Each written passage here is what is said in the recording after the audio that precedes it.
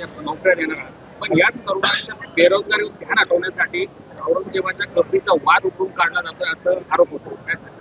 हे बघा, छत्रपती शिवाजी महाराजांचा या ठिकाणी वाद आम्ही पुढून काढला नाही. औरंगजेब हा कसा संत होता असं काही लोकांनी विधानसभेमध्ये भाषण केलं.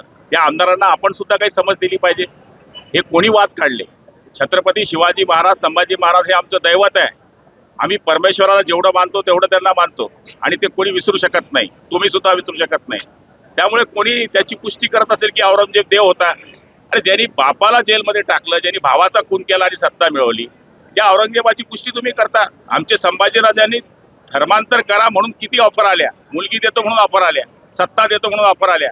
त्यांनी जीव गमावला पण आपला धर्म सोडला नाही. त्या राजांची बरोबरी तुम्ही औरंगजेबाशी करता. बघा, आम्ही काय सगळं ऐकतच राहायचं काय? नोकऱ्या देणार आहात. पण याच तरुणांच्या बेरोजगारीवर ध्यान हटवण्यासाठी औरंगजेबाच्या कबरीचा वाद उकरून काढला जातोय असं आरोप होतो. काय सांगाल? हे बघा, छत्रपती शिवाजी महाराजांचा या ठिकाणी वाद आम्ही पुढून काढला नाही. औरंगजेब हा कसा संत होता असं काही लोकांनी विधानसभेमध्ये भाषण केलं. त्या आमदारांना आपण सुद्धा काही समज दिली पाहिजे. हे कोणी वाद काढले? छत्रपती शिवाजी महाराज, संभाजी महाराज हे आमचं दैवत आहे. आम्ही परमेश्वराला जेवढं मानतो तेवढं त्यांना मानतो आणि ते कोणी विसरू शकत नाही. तुम्ही सुद्धा विसरू शकत नाही. त्यामुळे कोणी त्याची पुष्टी करत असेल की औरंगजेब देव होता आणि ज्यांनी बापाला जेलमध्ये टाकलं, ज्यांनी भावाचा खून केला आणि सत्ता मिळवली, त्या औरंगजेबाची पुष्टी तुम्ही करता. आमचे संभाजीराजांनी धर्मांतर करा म्हणून किती ऑफर आल्या, मुलगी देतो म्हणून ऑफर आल्या, सत्ता देतो म्हणून ऑफर आल्या. त्यांनी जीव गमावला पण आपला धर्म सोडला नाही.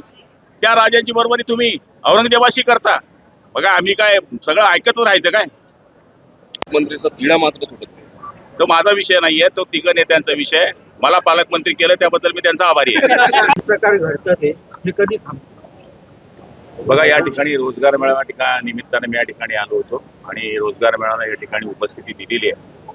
आपला जो प्रश्न जरी असला तर या ज्या घटना घडतायत या घटनेला आळा घालण्याकरता समाजातूनच प्रबोधन करण्याची अत्यावश्यक गरज आहे. कारण की मूळ कोणी कोणाचा विरोधक हे काही सरकारला कळत नसतं. शेवटी सरकारकडे ज्यावेळेस घटना घडतात त्यावेळेस लोकांचा रोष येत असतो. सरकारची ही जबाबदारी आहे या घटना थांबवणं, पण समाजाने सुद्धा त्या गोष्टी करता सहकार्य केलं पाहिजे अशी माझी अपेक्षा आहे. एकनाथ खडसेंनी असा आरोप केला की जळगाव जिल्ह्यातली कायदा सुव्यवस्था पूर्णपणे ढासळली आहे. हे बघा, अपूर्ण माहितीवर जर कोणी बोलत असेल तर ती गोष्ट खोटी आहे. मूळ जळगावमध्ये काल जी घटना घडली, गायीच्या भांडणावरून जी घटना घडलेली आहे आणि जर आपण कलम वाचले तर त्या ठिकाणी निश्चितपणाने ज्या मुलीला गाडीमध्ये नेलं गेलं ती ॲम्ब्युलन्स शिवसेनेची होती. त्यामुळे आम्हाला ती घटनेची माहिती मिळाली. पूर्ण माहिती घेतल्याशिवाय कलम कुठली लागली ते न पाहता, पोलिसांचं स्टेटमेंट न पाहता, गावात कोण साक्षीदार ते न पाहता, कोणाच्याही मुलीच्या बाबतीमध्ये असे आरोप करणे आणि जिल्ह्याची सगळी वाट लागली आहे असं म्हणणं मला तरी वाटतं उचित होत नाही. त्याने असं म्हटलं की वारंवार या प्रकारच्या घटना जळगाव जिल्ह्यामध्ये होत आहेत. आम्हाला मंत्री 2 मंत्री आहेत.